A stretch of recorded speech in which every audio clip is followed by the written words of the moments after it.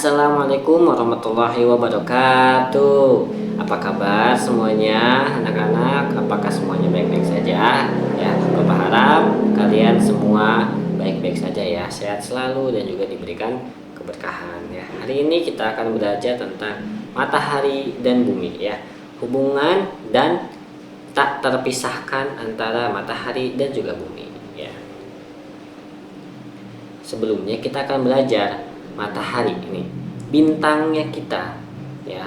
Matahari merupakan pusatnya dari tata surya, yang artinya setiap planet yang ada di tata surya kita seperti bumi, Mars ya, Venus ya, semuanya ya itu berpusat pada matahari. Dan matahari pun sebagai sumber dari energi ya, yang artinya matahari memberikan terutama bagi bumi ya penerangan dan juga energi ya. Energi kita bisa menjemur pakaian, kita bisa mengkeringkan ikan dan sebagainya ya. Artinya, dan sekarang pun ada namanya teknologi panel surya yang memanfaatkan sumber cahaya dari matahari ya untuk dijadikan apa? Dijadikan energi listrik. Seperti itu. Selanjutnya di sini kita akan mengenal nih susunan dari matahari ya. Susunan dari matahari sebagian besar terdiri dari gas hidrogen dan juga helium. Di dalamnya terdapat di dalam inti matahari terjadi reaksi fusi. Apa itu reaksi fusi? Reaksi fusi itu adalah reaksi dari gas hidrogen dan helium ini mengumpul jadi satu. Nah, seperti nuklir ya, yang menghasilkan energi yang sangat besar. Dan juga kita akan belajar nih, di sini ada lapisan-lapisan matahari. Lapisan-lapisan matahari terdiri dari yang pertama itu inti matahari, ya berarti pusatnya nih, pusat terpanasnya dari matahari. Lalu ada zona radioaktif, zona konvektif, dan juga fotosfer, kromosfer, dan juga korona ya. Selanjutnya nih kita akan mengenal tentang bumi. Bumi sebagai planet ketiga ya, dan juga planet yang dihuni oleh kita nih ya. Bumi adalah planet ketiga dari matahari dan satu-satunya planet yang diketahui memiliki kehidupan, yang artinya para ilmuwan telah meneliti ya puluhan tahun bahwa hanya bumi lah satu-satunya di pusat tata surya kita ya. Kita itu di Milky Way, atau bahasa Indonesianya itu galaksi Bima Sakti, mohon maaf ya, galaksi Bima Sakti.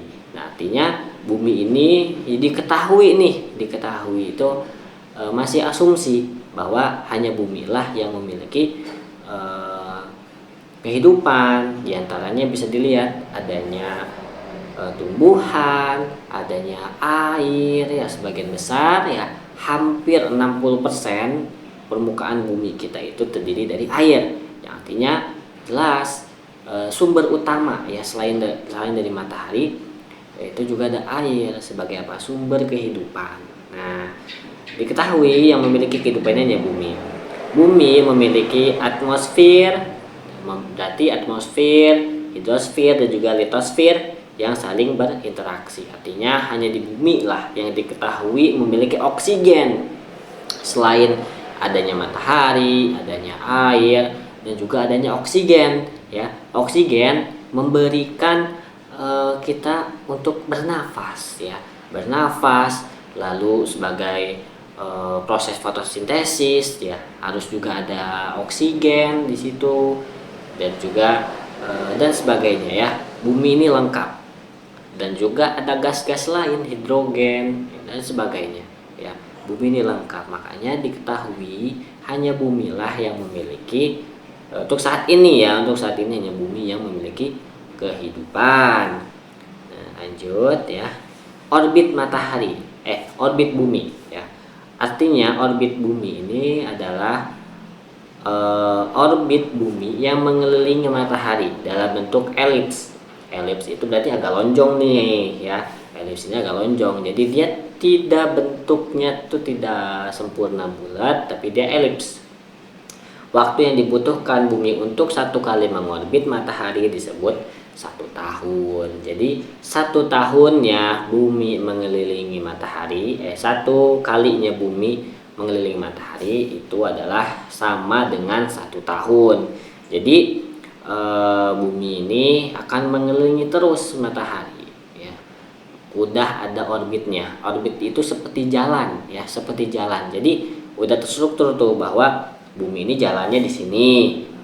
Terus misalnya Venus itu jalannya di sini, jadi dia udah ada jalannya sendiri, gak mungkin bisa terjadi tabrakan. Mungkin akan tabrakan seperti kiamat, ya, Allahu alam, ya, kita nggak tahu. Nah, ada lagi di sini adalah rotasi bumi nih. Rotasi bumi juga berotasi pada porosnya. Rotasi bumi menyebabkan terjadinya siang dan malam. Artinya bumi ini berputar, ya. Selain bumi memiliki rotasi, memiliki orbit, ya, selain bumi mengelilingi matahari, bumi pun berputar di rotasinya, berputar di pusat orbitnya itu, yang sekalinya rotasi bumi itu sama dengan 1 hari, ya, terjadinya siang dan malam, ya. Siang kita beraktivitas, malam kita beristirahat, ya, seperti itu. Selanjutnya di sini ada lapisan-lapisan bumi nih. Ya, lapisan bumi itu terdiri dari kerak bumi yang paling luar. Nah, kita itu berada di keraknya bumi nih. Mantel dan juga inti bumi. Inti bumi ini berisi cairan. Berisi cairan seperti lava gitu, ya. Yang digambarkan, yang diilustrasikan para ilmuwan itu bahwa inti bumi itu cair seperti lava, ya. Seperti magma mungkin, ya. Jadi intinya tuh cair si inti buminya itu. Nah, makin keluar, makin lapisan ke lapisan, makin lapisan itu mengeras.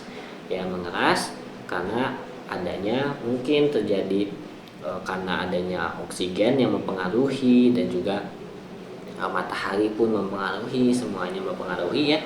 Jadi akhirnya mengeras seperti itu. Kita bisa mengenal ada batu, ada tanah. Nah, itulah dari proses tersebut. Selanjutnya di sini ada nih hubungan matahari dan bumi. Nah, kita bisa lihat di sini, ya. Energi matahari, ya, energi matahari yang mencapai bumi dimanfaatkan oleh tumbuhan untuk menghasilkan makanan melalui proses fotosintesis. Tumbuhan kemudian menjadi sumber makanan bagi hewan dan juga manusia. Nah, jadi energi matahari terutama tumbuhan melakukan proses fotosintesis melalui energi panas matahari tersebut, gitu, ya. Jadi bukan hanya kita nih manusia yang memanfaatkannya, tapi hewan juga hewan juga dia memanfaatkan energi matahari, ya. Mungkin hewan bisa memiliki tertentu, ya, mereka bisa sadar mana siang dan mana malam, mana kapan terjadinya seperti ini dan seperti itu, ya. Dan juga matahari mempengaruhi iklim dan cuaca, ya. Energi matahari juga mempengaruhi iklim dan cuaca di bumi, ya. Perbedaan intensitas sinar matahari di berbagai wilayah menyebabkan perbedaan suhu dan juga curah hujan. Nah, kita di Indonesia nih, ya. Kita di Indonesia hanya mengenal 2 musim, yaitu musim kemarau dan juga musim hujan. Adapun di belahan bumi yang lain, di Eropa, ya, ataupun di Asia sebelah sana, ya, seperti Korea, Jepang, itu terjadi 4 musim. Ada musim dingin, musim semi, musim gugur, dan musim panas. Adapun kita, karena kita letaknya di garis khatulistiwa, ya, kita hanya memiliki 2 iklim. Artinya intensitas matahari itu cukup untuk di matahari, cukup pas, ya, sebanyak mungkin 8 jam, lebih lama, ya, dimulai dari jam 8 pagi, ya, atau mungkin lebih, ya, sampai 12 jam lebih sampai sore. Nah, nanti akan terjadi siang dan malam dan seterusnya. Jadi sangat cukup di kita, ya, matahari menyinari Indonesia, ya. Jadi kita hanya memiliki 2 iklim, ya, seperti itu. Dan selanjutnya ya, yang terakhir, hubungan matahari dan bumi terjadi siklus hidrologi. Nah, apa itu siklus hidrologi? Siklus hidrologi adalah menguapnya air dari permukaan bumi, kemudian uap tersebut mengembun dan jatuh sebagai hujan. Nah, ini yang kita kenal itu awan ya. Jadi hidrologi itu mencakup awan nih ya, proses terjadinya awan ya. Yang awalnya itu dia dari air yang ada di permukaan bumi, ya mungkin dari baju kalian yang lagi sedang dijemur oleh ibu kalian, terus juga air laut, air danau, air sungai atau genangan air. Nah itu akan menguap. Nah akan menguap, yang terjadilah proses pengembunan dan juga terjadi hujan ya. Itu disebut dengan siklus hidrologi nih. Jadi dari air laut menguap, terjadinya awan, dibawa ke dataran tinggi dan terjadinya hujan, dan terus siklus itu berulang ya.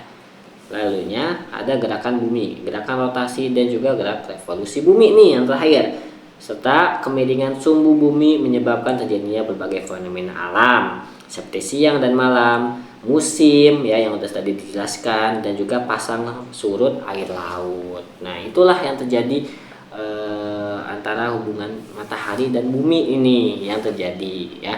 Jadi seperti itu anak-anak, semoga dapat dipahami ya. Materi kita cukup sampai sekian ya.